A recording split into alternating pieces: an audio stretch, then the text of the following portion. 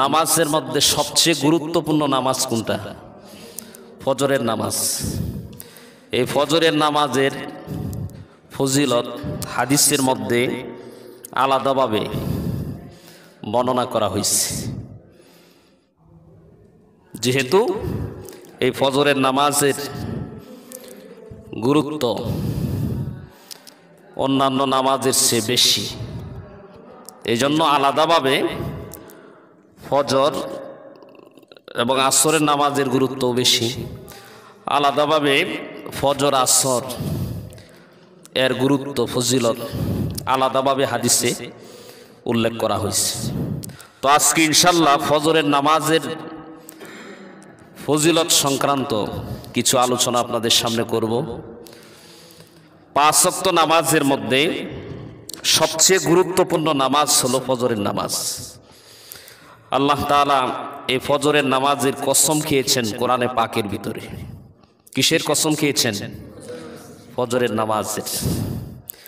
সূরাতুল ফজর একটা আছে কোরআন শরীফের মধ্যে, ফজর নামক একটি সূরাই আছে, সূরাতুল ফজর।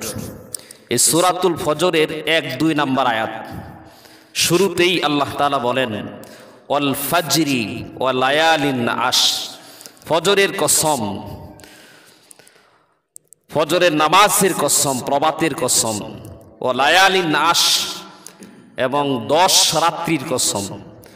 জিলহজ মাসের যে প্রথম 10 রাত্রি, এই প্রথম 10 রাত্রির কসম। তো এই সূরাতুল ফজরে আল্লাহ তাআলা ফজরের কসম খাইলেন, ফজরের নামাজের কসম খাইলেন। বোঝা গেল আল্লাহ তাআলার কাছে ফজরের নামাজের গুরুত্ব কম না বেশি? বেশি।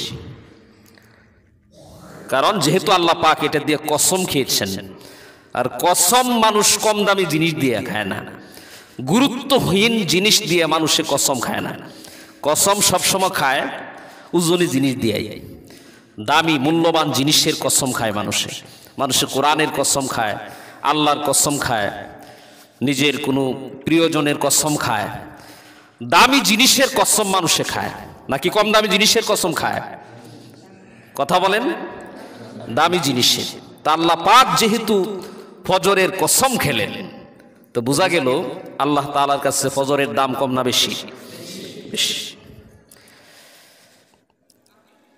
এই সলাতুল ফজরের বিভিন্ন ফাজায়েল হাদিসের মধ্যে উল্লেখ রয়েছে। 1 নম্বর ফজিলত হলো,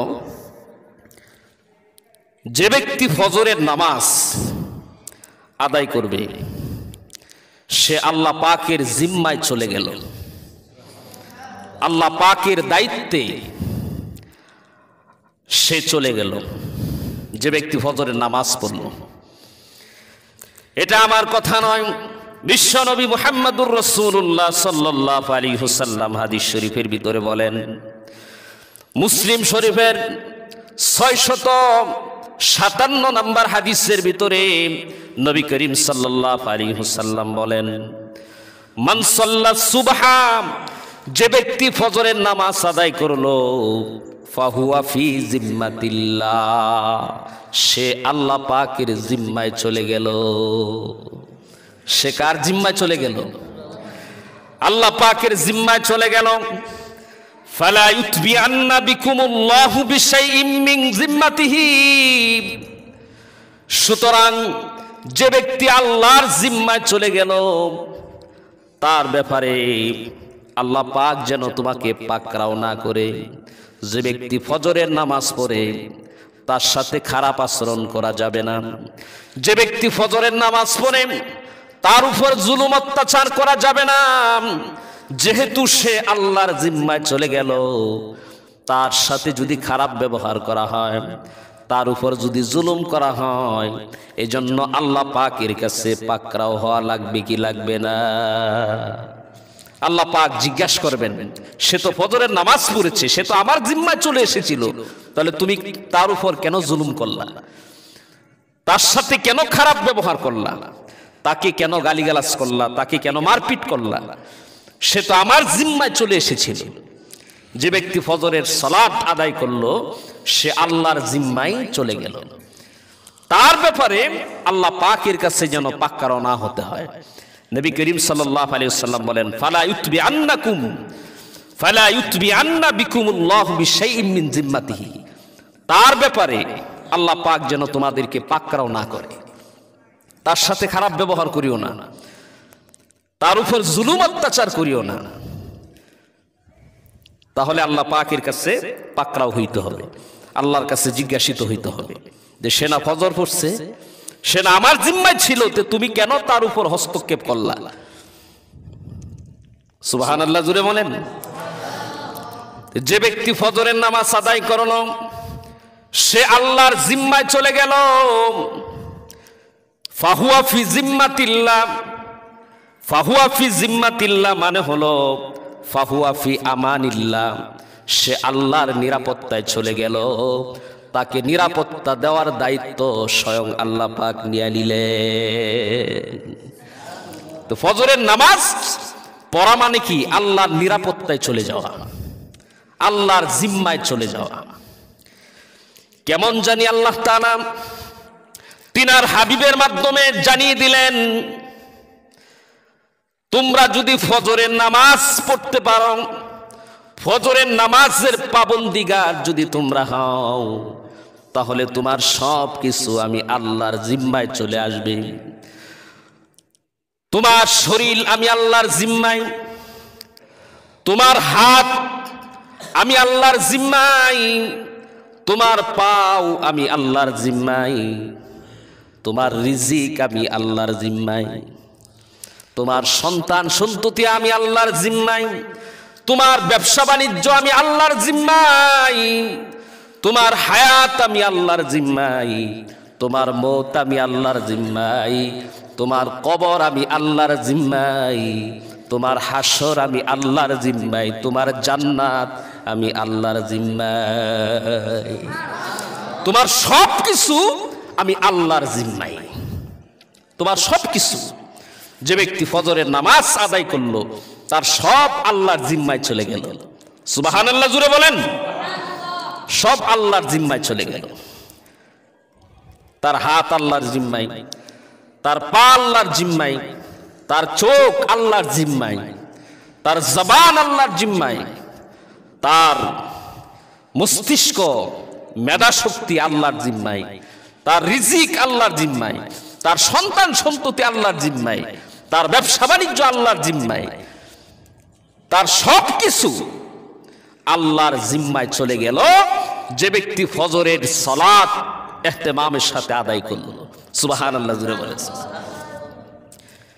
এখন এর বিপরীত, ফজরের সালাত আদায় করলে যদি সবকিছু আল্লাহর জিম্মায় চলে যায়, তাহলে যে ব্যক্তি ফজরের সালাত আদায় করে না তার সবকিছু কার জিম্মায় চলে যায়? আপনারাই ফতোয়া দেন। যে ব্যক্তি ফজরের সালাত আদায় করে না, ফজরের নামাজ যে ব্যক্তি আদায় করে না, তার সবকিছু কার জিম্মায় চলে যায়? তার সবকিছু শয়তানের জিম্মায় চলে যায়।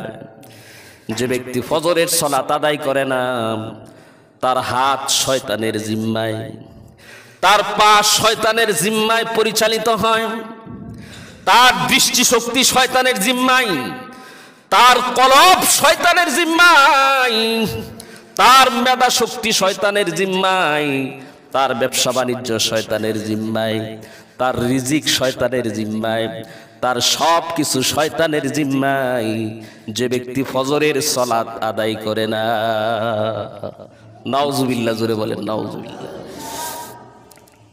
তো আমি চাই না যে আমার সবকিছু আল্লাহর জিম্মায় পরিচালিত হোক।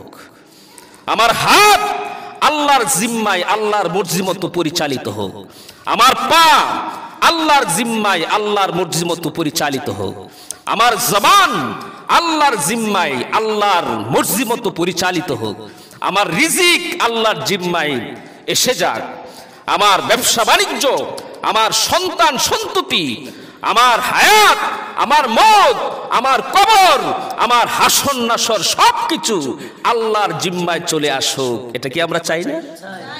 তাহলে কি করতে হবে বলেন? কি করতে হবে?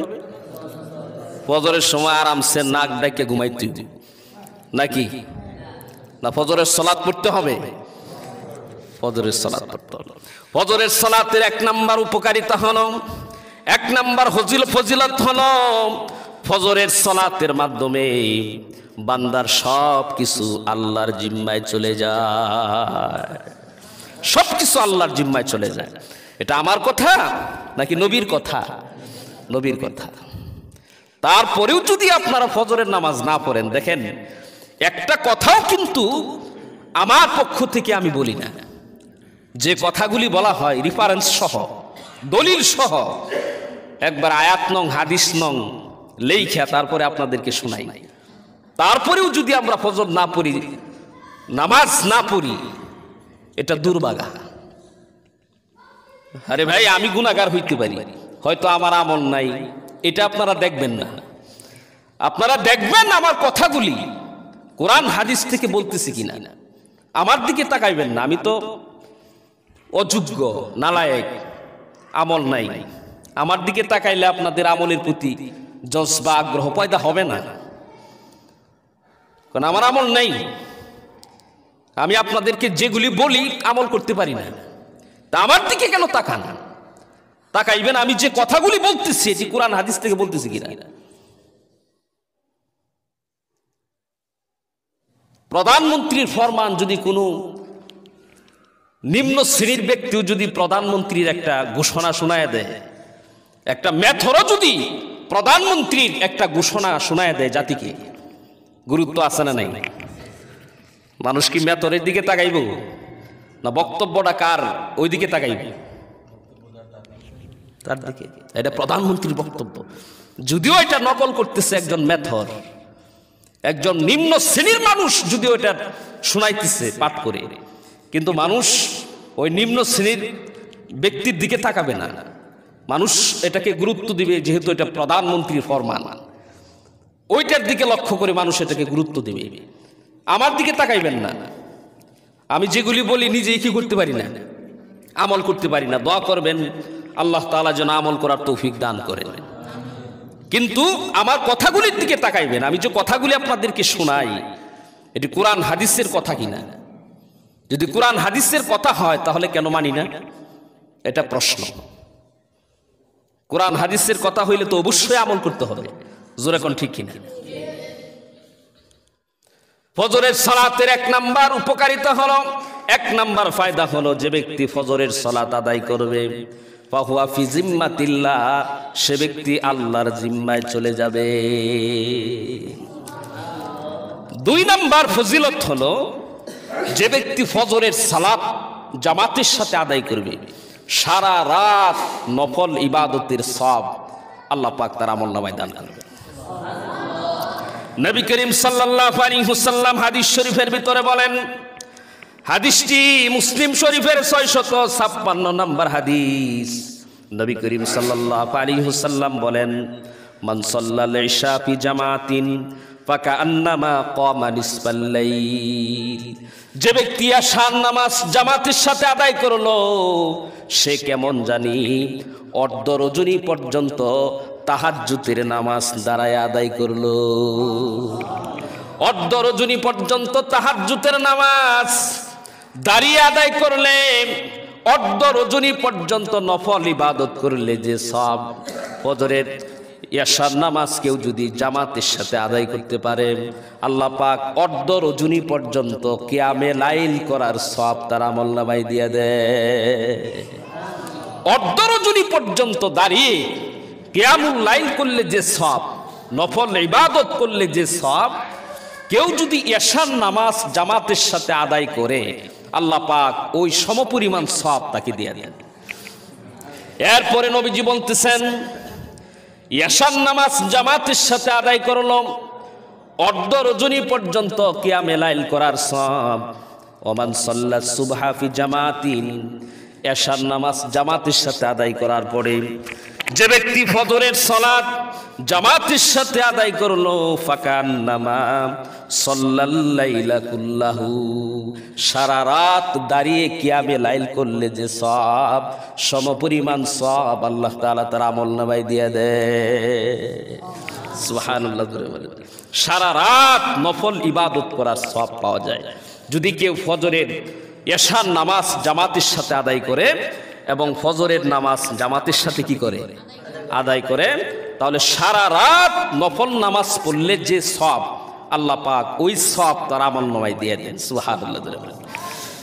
তাহলে 2 নাম্বার হলো এশার সালাত এবং ফজরের সালাত জামাতের সাথে আদায় করলে সারা রাত্রি নফল ইবাদতের সওয়াব পাওয়া যায়।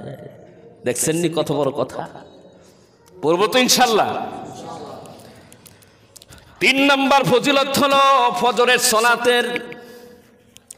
ফজরের শাব্দিক অর্থই হলো প্রকাশিত হওয়া, বিকশিত হওয়া।